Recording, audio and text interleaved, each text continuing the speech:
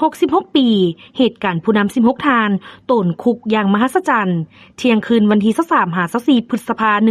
1960ผู้นำการปฏิวัติแนวเล้าหักชาติตนออกจากคุกพลเค็งนครหลวงจันทร์ไปสู่เขตที่มั่นของการปฏิวัติด้วยความปลอดภัยบรรดาผู้นำของพรรคและแนวเล้าหักชาติ16ทาน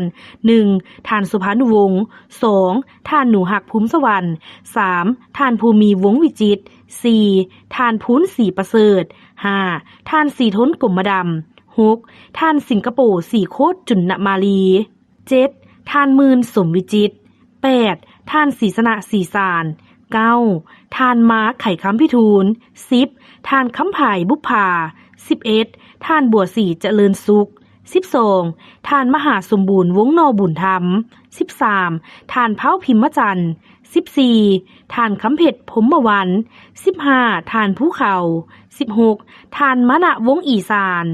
ส่วนท่านประธานไก่สอนภูมิวิหารท่านคำไต่ศรีพันดรท่านเจ้าสุขวงศักดิ์ท่านบุญพรหมมหาไซ